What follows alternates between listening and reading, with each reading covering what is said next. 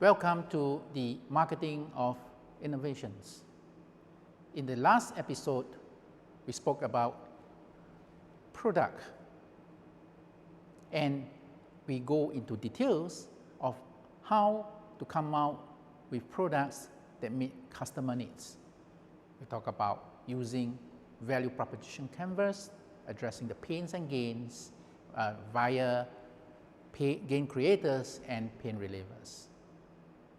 We also look at competitive strategy, look at different features among the competitions and how we can differentiate through the ERRC technique, which is eliminate, raise, reduce, and create. In this episode, we're going to focus on price in line with the 4 P's of marketing: product, price, place, promotion. Now, last week we talked about addressing the customer needs. This week we're going to talk about how much to charge the customer based on what needs that you have addressed. And we look at, for example, the S-curve of innovation, where a technology is replaced by another technology as we, the innovator, works on.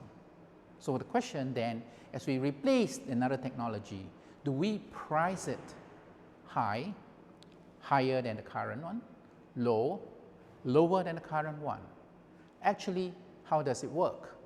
And this value proposition canvas provides you that details of the various items that you can price.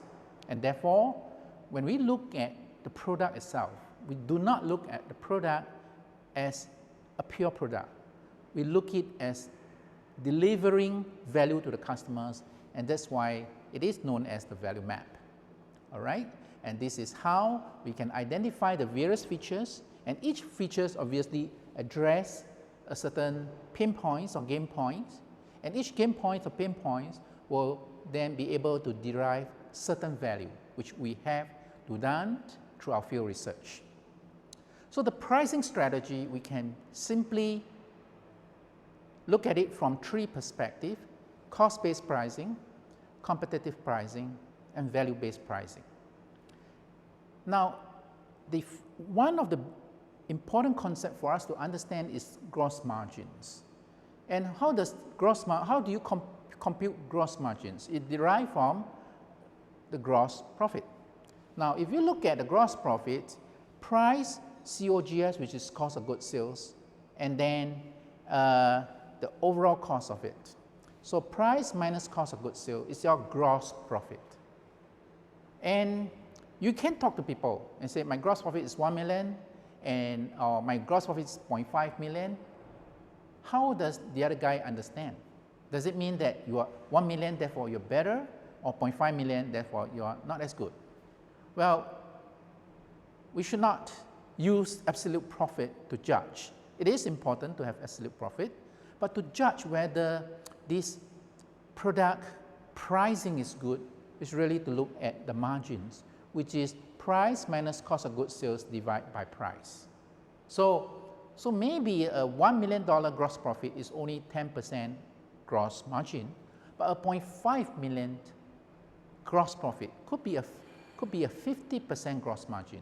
Now, think about it. When the sales scaled up, which one would you prefer? Obviously, the one with the highest gross margin. And I think that's an important concept to understand. Not just look at the absolute amount, but look at it from the ratio or the percentage scale. Let's start with cost-based pricing. Cost-based pricing, simply, we look at, let's say, one single item, a product or an innovation. What are the costs that goes into it? Well, we firstly have to build what we call the bill of material, the BOM, the bill of materials, which is a listing of all the parts that goes into a hardware. For software, there's no such bill of materials. But for hardware, it could be a screw, it could be a screen, it could be a CPU, it could be the box, and all these are your costs. Then you have to add other costs. What are the other costs? Well, assembly costs, right? Production costs. So all these costs add in. Then this is your COGS, and you take the price that you sell to the customer minus the COGS. Then how do you price it? Cost-based pricing, we always use a factor that multiply the COGS. So if it's $100, you say I have a multiplied factor of 1.5. That means you times $100 times 1.5, and that give you $150. What is the gross margin? It's 33%. All right? So if you say, okay, I want to 2 times, so $100 times 2, $200, and therefore your gross margin will be your gross profit of 100 divided by the price of 200, that is 50% gross margin. And typically we want gross margin to be higher than 50%. So for the cost-based pricing, what is it really good at? When should you use it? Well, it is good if you are using one-off projects. So it's project-based. This project is different from that project. So every time I want to do project A, I have to work out the cost. I want to do project B, I have to work out the cost. And that maybe is only a couple of repeatable items. And that's where you really need to recover all the costs. You cannot sort of have volumes of production, economy of scale. And therefore, cost-based pricing is very suitable for this kind of scenario or project-based costing. Now, another way is to do what we call competition-based costing or competition-based pricing. So you have an innovation, and it can't be the first innovation in the world. Most of the time, your innovation to address customer needs, there will be a product A that addresses a customer need, there will be a product C that addresses a customer need. So these are all your competitors. And you want to operate, or you want to price within the range of that competitor. So you do a market research, map out their needs, map out the features, and you have a band. The question is whether you are going to be within the band, higher than the band, or lower than the band. Now, if you do that, then how do you actually decide? It depends on your strategy. So, for example, we have the concepts that we learn about competitive analysis of the strategy canvas. We look at the industry value curve, and you can treat that as also a price, sort of contributing to the price, right, of your product. And therefore, using the ERRC of all the features to determine the pricing. And then we can use this formula to say, where are the value created? And you then price accordingly. That's really an alternative method to price. But ultimately, if you are using competitive pricing, you are always referring to your competitors. Now, is it a good thing? Well, at least it's in the market. However, there's a trap that you may fall into. And the trap is you always want to price yourself against the competitor. And most of the times you want to price yourself lower. And if you price yourself against the competitor lower than the competitor, do remember your competitor will react and they may price themselves lower. And then you have a spiral down to the lowest prices, which is something that you do not want. So therefore, be careful when you are doing competitive pricing. Now, the last techniques that we're going to discuss is on value pricing. And Dolan and Simons mentioned that it's rigorously assess the value of its products and services, see how this value varies customers, and understand the drivers of value variation. Now think about the 3 pricing techniques. The first cost-based pricing technique is based on the cost of your product, the COGS. That's your focus. It's very internal. The competitive-based pricing is based on the competitors. How much are they charging the customers? So it's external, but it's focused on the competitors. And in value-based pricing, we don't focus on the cost of your product. We don't focus on your competitors. Actually, we focus on the customers. We focus on what the customer really wants. And this is where innovators should be really, really good, because every time we build a product, it is to address the needs of the customers. And to address the needs of the customers, what needs means what value we create. And I think this is really a good technique to use. So when you do value pricing, there are lots of literature. You can use the pyramid model, the elements of value pyramid, where we look at functional values, emotional values, and social values. And again, it ties in very nicely with our value proposition canvas, where we look at addressing customer needs based on the jobs, the functional jobs, how we work, the emotional jobs, what do I like, and the social job in relationship to others. And if you can address the needs, then you can price them accordingly. So value pricing, therefore, hinges on two key elements: the orientations and the marketing effectiveness. I shall go into it in a deeper details. So one of the interesting things or techniques we use is called the value pricing thermometer. I said a lot of things in it, but let me just go through with you. As with all the pricing, we always start with the cost of goods sold, right? This is the cost that you need to produce this product. You will go lower than cost, you price lower than that, or COGS, you're going to lose money. So therefore, the price should be always above the COGS. The question is how high to go. And remember, for cost-based pricing, we focus on here. And then competitive pricing, we focus on a group of competitors. While value-based pricing, we focus on the true economic value. So really, what is the true economic value? All right? So the true economic value is the value that a fully informed buyer would or should ascribe to the product. So you know that I have these needs, and this, let's say 10 needs, and this product has 10 features that address all your 10 needs, and then you are aware of it, that is its true economic value. If you have 10 needs and the product solves your 10 needs, 10 features, but you're only aware of 5, then you will just say, okay, this product has 50% of what I want to achieve, right? So the question is, does the customer knows its true economic value?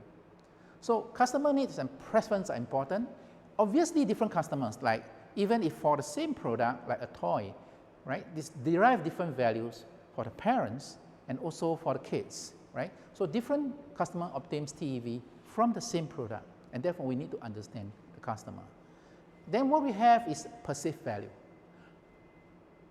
As what I say, the customer may have needs and you may have all the features, but the customer may only understand or know that certain feature exists, so it's the customer perception of the value of the product or services. And therefore, to assess the true economic value is the cost of the next best alternative, that's a technique, plus value of the performance differential. So how do we go around computing it? And I'd like to show you an example, all right?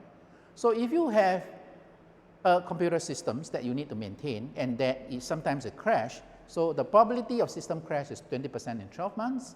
The cost of system crash is 100,000. So every 12 months is 20% it will crash, and every time it crashes 20%. Hours of operation for a whole year is 2,005. Operating cost is $10, and therefore the price is $75,000. Now, if you come up with a new product, you have a new innovation, and you say, I improve its reliability. So you have 1% in 12 months, cost of system crash will remain the same. Hours of operation is 2,005, but operating cost per hour, because now you're going to charge more, right? For much more reliability is 15. So how do you price it? You're going to price it lower, higher? Well, in this case, you probably look at it, wow, it is 15 bucks, right? So cost of operation is higher. So should I price it lower in order to compete against this guy? Or should I price it higher because of this 1% reduction? And therefore, you can actually work out the numbers, right?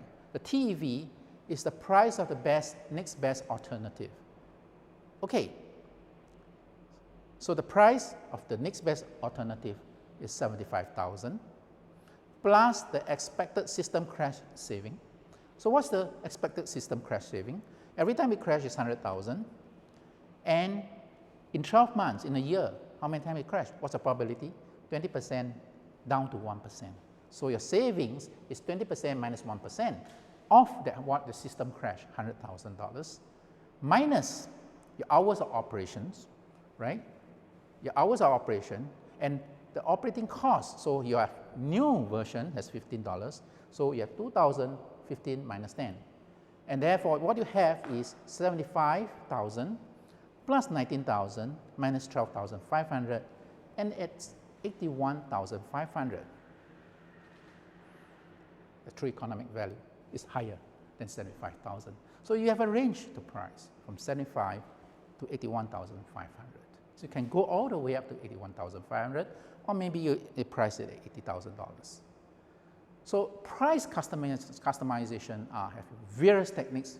You have to look at what is the control availability, the specific groups or segments. You price based on the buyer characteristics, age or gender. Price based on transaction characteristics, quantity. They buy a lot. When do they buy? Midnight. For example, if you go to 7-Eleven and it's in the middle of the night, you'll find that it's priced higher than the normal shops, right?